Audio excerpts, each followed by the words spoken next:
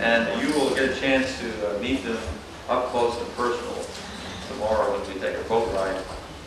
It's good to see you after so many months of planning. At last count, we had about 83 registrants and a passel of graduate students who will be coming in and out throughout the Institute from Florida State.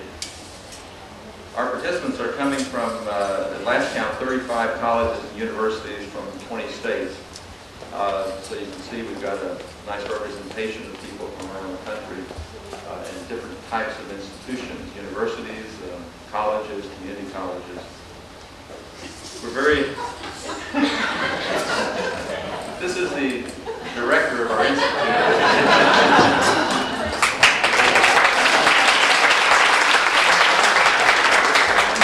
Teresa Taylor making an alcohol run.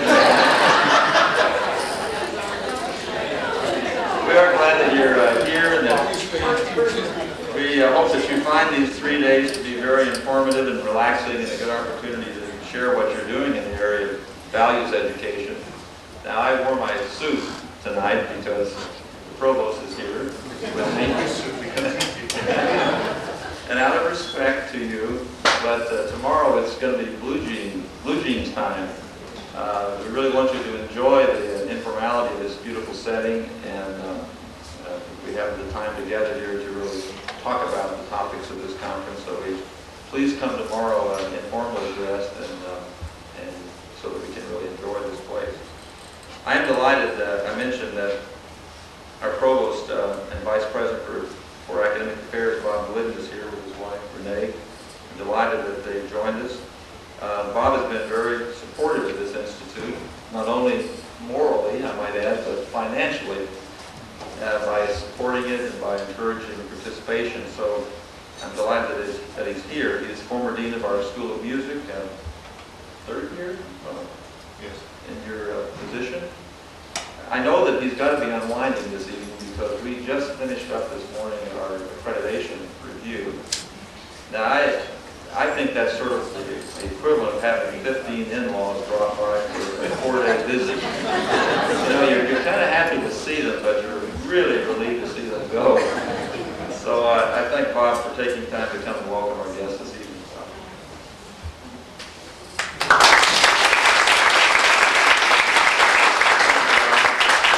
Well, it's a great pleasure for me to welcome you to this institute and to Florida State University and to Wakulla Springs, which is has a kind of an interesting background and affiliation with the university.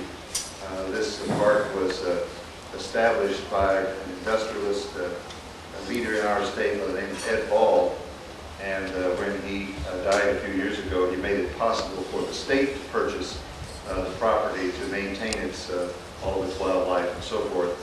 And part of the provision was that the Florida State University Conference Center operated. So it's been a nice affiliation for the university, and we're pleased that you can be here to take part in all of that. John Dalton gave me some comments to make, and he's already made all of them. You know, what a guy. John said I wore my suit because he wore his. He didn't invite me for the time when you're wearing jeans, but I suppose I could come back in my jeans if I wanted. I do want to say that this topic for this particular institute, this is our fourth one in as many years, civic values in today's college students, is something that is a real priority for our new president, Sandy Dallenberg. It's been a priority for Vice President Dalton, and it's something that we're going to do our best to promote on our own university campus.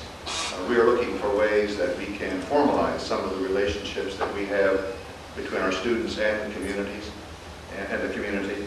And it gives me a great pleasure to introduce a special guest tonight, Regent Steve Uhlfelder and his wife, Mithy. If you'll just stand real quickly if you recognize.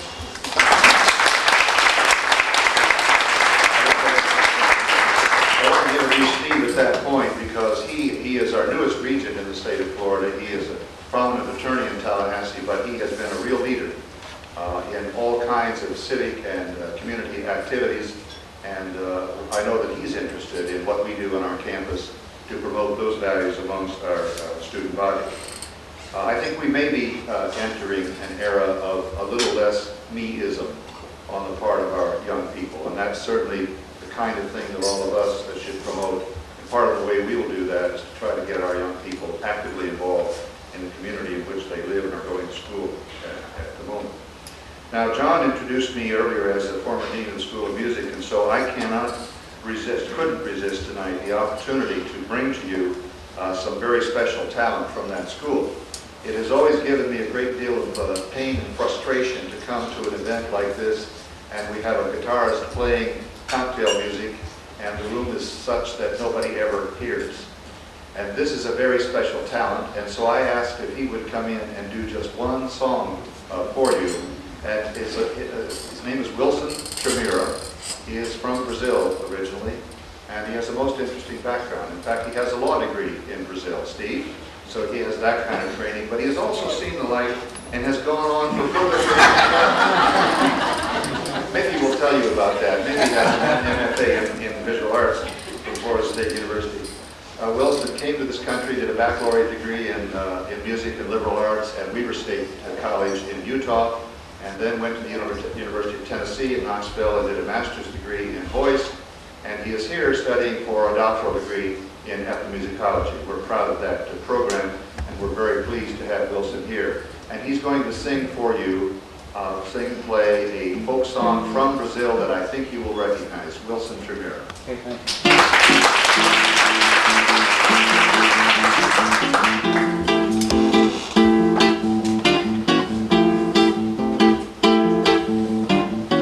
Olha que coisa mais linda, mais cheia de graça, ela menina que vem e que passa, num doce balanço a caminho do mar. Moça do corpo dourado, do sol de Ipanema, o seu balançado é mais que um poema, é a coisa mais linda que eu já vi passar. Ah, porque estou tão sozinho. Ah, porque tudo é tão triste. Ah, a beleza que existe, a beleza que não é só minha, que também passa sozinha.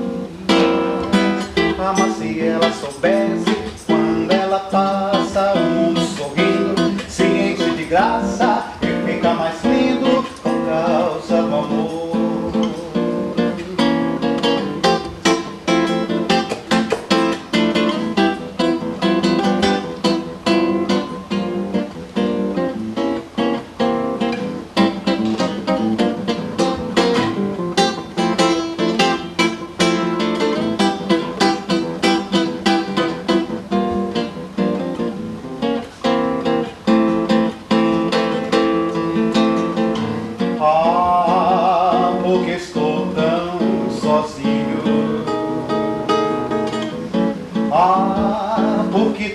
Tão triste.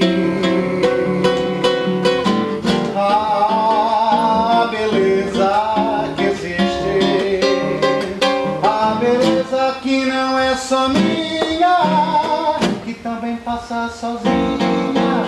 Tall and thin and young and lovely, the girl from Ipanema goes walking, and when she passes each one, she passes goes on.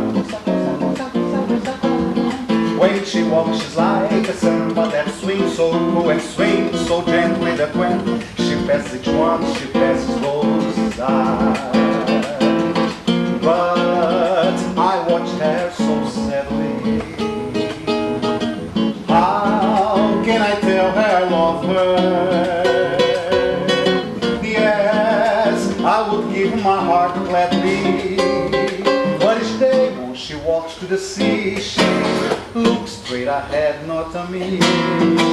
Tall and thin and young and lovely, the girl from Ipanema goes walking, and when she passes I smile, but she doesn't see. Mas ela não vê, não vê, não vê, não vê, não vê. É que eu quero sambar, quem no samba, quem no samba, quem não quero sambar. Essa garota quando passa todo mundo adeira. Ei, aqui no samba, quem não quero sambar. Aqui no samba, quem não quero sambar. Aqui no samba, quem não quero sambar. Samba, samba, samba, samba, barabá, essa garota quando samba ninguém mais samba. Essa garota quando samba ninguém mais samba.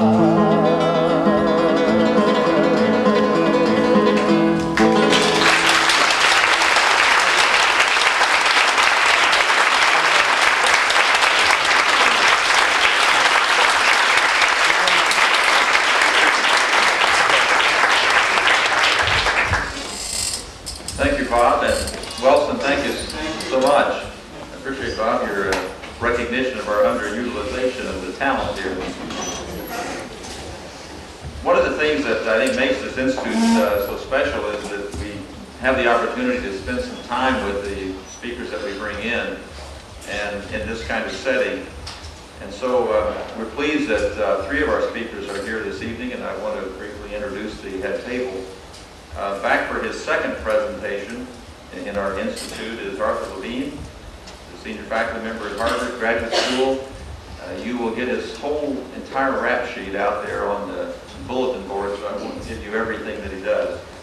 But I think many of you know that Art's research and reflections on the changing values of college students over the years has really helped to shape our thinking about who our students are and what their values are and what the implications of these changes are for higher education.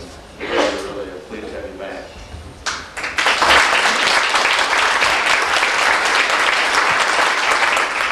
On my left, Susan Stroud. Again, we have her complete biography out there, but she's the senior advisor in the White House for National Service and director of Campus Compact. For those of you who are familiar with Campus Compact, it is a national network of colleges and universities that are working together to promote community service and service learning. Our former president, Dale Lick, was a member of that Campus Compact. She's playing a very instrumental role in the development of the National Service Plan. We couldn't think of a better person to come and to share with us in this focus on civic values. Susan, it's nice to have you here.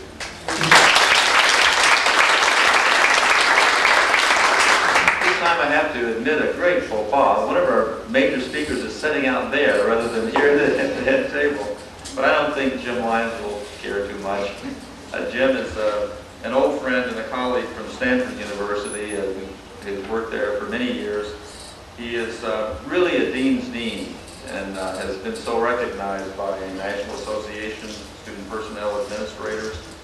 His understanding of students and his concern about the development of students' ethical values has really made him an important influence at Stanford and I think nationally in terms of his leadership. So Jim, welcome here. We're very happy to have you with us.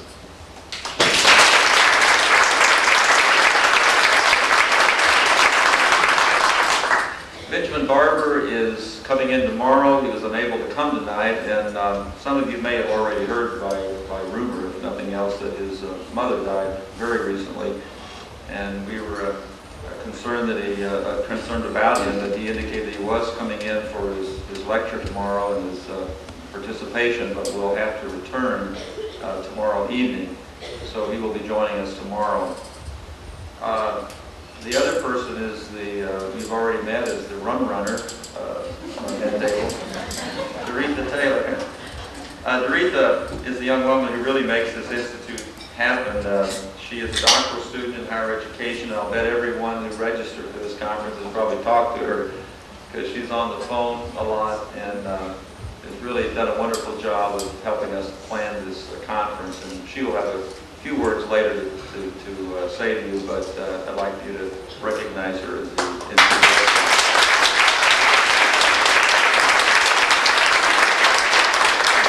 I'm trying not to keep the dinner from getting too cold, so I will not go into great length to introduce too many other people. There are a number of people here from the university, our dean of faculties, our dean of undergraduate studies, our graduate dean, our assistant to the president for human resources, a number of people who are university administrators. I very much appreciate you coming to this event and sharing it with us. I would like, however, to recognize the planning committee, the people who really worked on this committee, on this conference, and also so you'll see them, because you probably will have questions about travel and about arrangements, and please ask any of these people. Cheryl Reagans is the Associate VP for Student Affairs, right there. Barbara Barchel, Dean of Students. Is Barbara here yet? Back there. Barbara Mann, Associate Professor of Higher Education. Bruce Janasiewicz. Bruce, are you here? Right here. Okay. Roberta Christie, Director of our International Center. Bob Howard is our Talent Scout. Entertainment. Jeff Harris, the Career Center. And all of you, the graduate students who were out helping, are you here? Please stand up. We'd like to recognize you. Get out there in the reception. We will have more to say after dinner. I think we better let you enjoy your dinner. Thank you so much for coming, and we will be back with you shortly.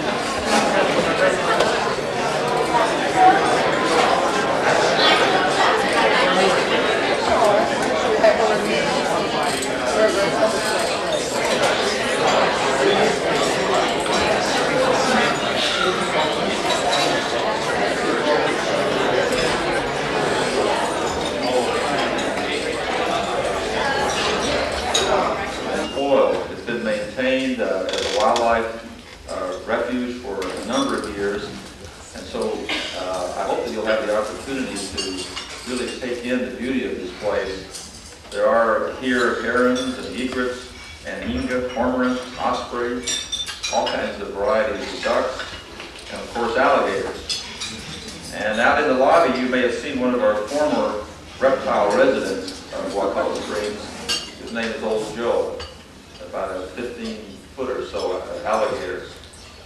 For you old movie buffs, you may be interested in knowing that some of the old Johnny Weissmuller Tarzan movies were shot on location out here. And one of my childhood favorites, The Creature from the Black Lagoon. So we will have some boat trips to take you out and show you where all these good things are and help you enjoy the beauty of this place. Several years ago when I was at Iowa State University, I found myself in the library archives where I had the good fortune of finding the faculty minutes from the year 1880.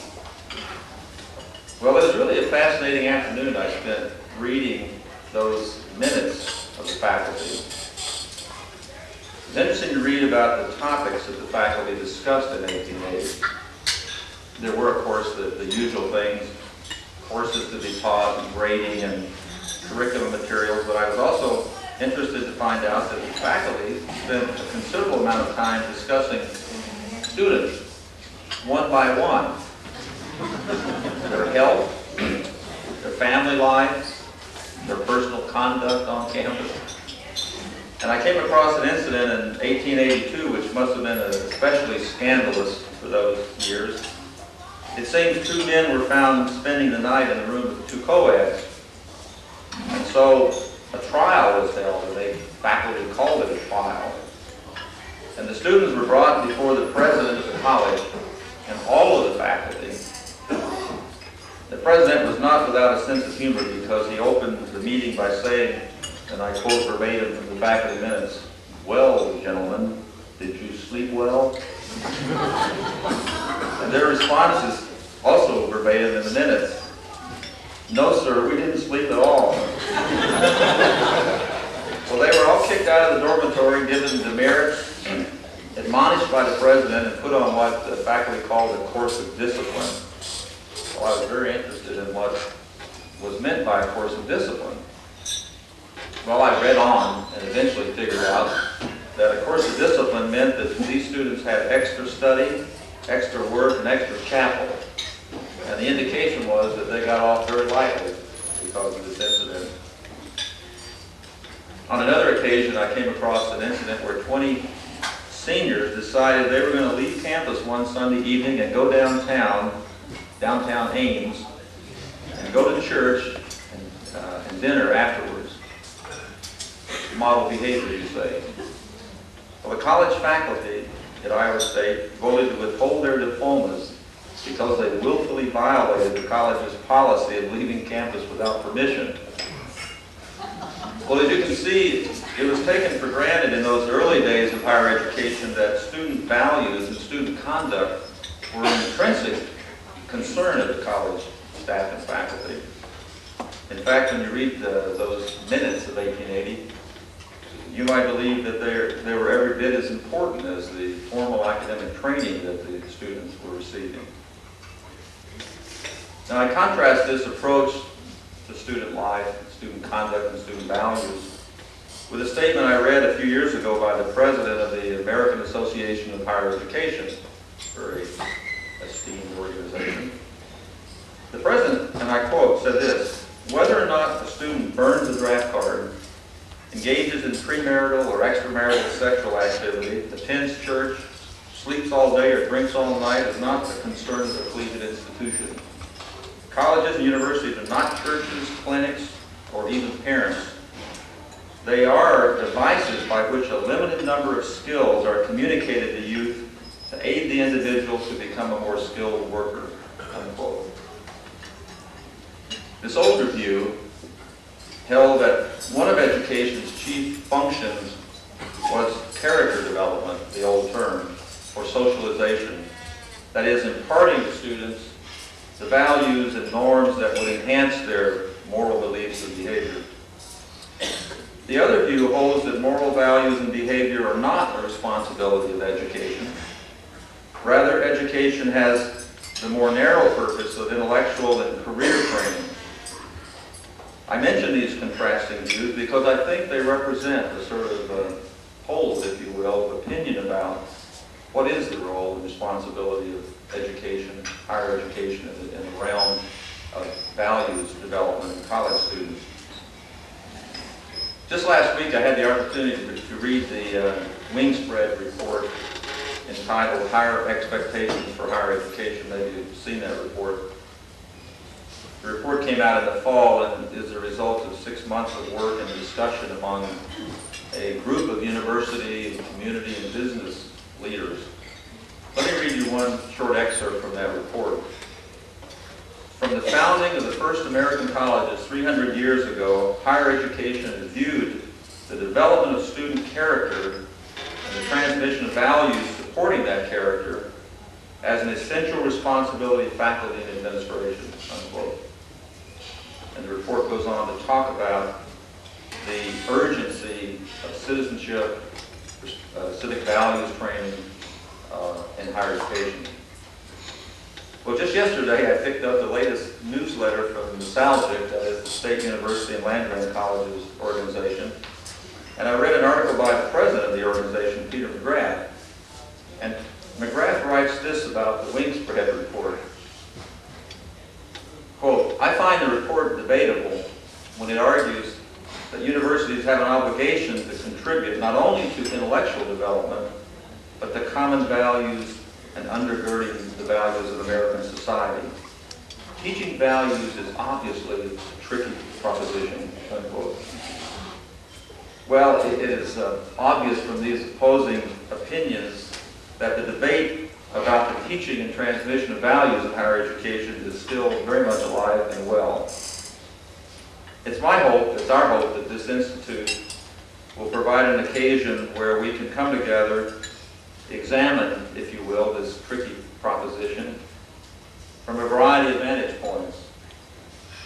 This year we will look at the issue of values in college student life from the perspective of civic values. I'm very excited about the speakers that we have here that we've introduced to you, but I'm also equally excited about the fact that many of you have come to share your work and your thinking with us about these issues on your campus and your own work and scholarship. So we look forward very much to this opportunity to share together. I mentioned that I was going to introduce Doretha to tell you a few other things about plans for the Institute, and so let me do that right now. Doretha Taylor.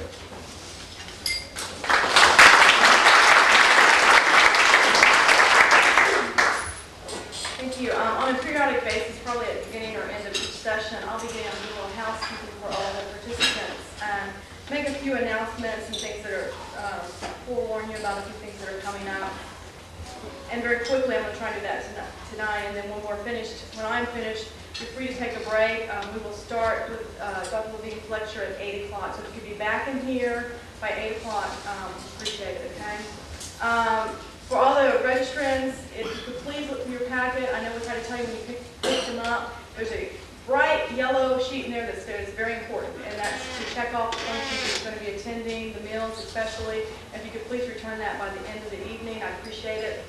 We have just a reminder, an early bird walk in the morning at 7:45. If you'd like to meet out in the lobby and join us, the park ranger will be taking you on one of our nature walks here at Wakulla. And also, I have a flight check for departures out at the front table registration desk. And so if you could just check that to confirm so that I can make sure I get you back to the airport on time. Not that we wouldn't love to have you stay for another week or so, but get you back home. I wanted to take a moment to recognize a few people that have just really been very helpful to me, and those are the graduate students in higher education. And I know a few of them are here now, and if they could stand up. I know Maytha Thornton, who is also on our planning committee, Michael McLean, who is not here right now, and Andrew Warner is also on our planning committee. And finally, this gentleman has been helping me a great deal. He's interning in our office, and that's David Gilbert, and I don't think I would have made it through this past week without him. So I just want to say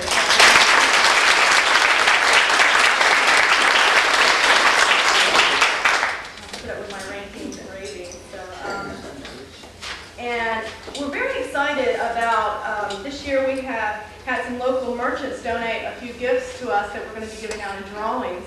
And we have some really exciting ones this evening. We were very fortunate that Dr. Barbara Mann donated 2 of her carvings, her wood carvings, to be given away. And those are the ones that we have displayed up here. And also on your tables, you'll notice a number of different types of birds that have been carved. And those are loaned to us by Bill Clutter, Dan Marshall, and Dr. Mann. And we thank them for that. And some of the things we have to give away, not only gifts and drawings and t-shirts, but we also have for next year a weekend here, a free weekend at the Hub Lodge for the Institute next year, and another wonderful weekend at the Walt Disney World Swan Hotel. And so you have to be present to win. And just to let you know that we'll be doing this at the Mills with the exception of the weekend at the Walt Disney World Swan, and that will be done at Dr. Ryan's session, which is the last one on Saturday.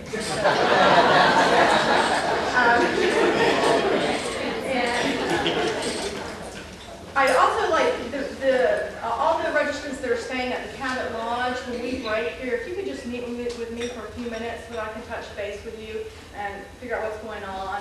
When we have a break, I'll be running around somewhere frantically, so if you can touch base with me. And right now we're going to do our first drawing for the birds, and they are paired, they go together. And I have here, I'm going to let Dr. Levine do the honors of drawing for this.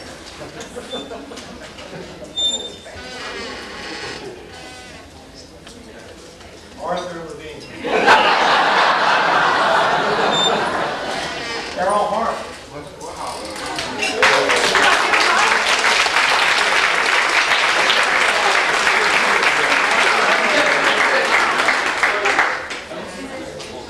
And again, we thank Dr. Mann. Dr. Mann, stand up.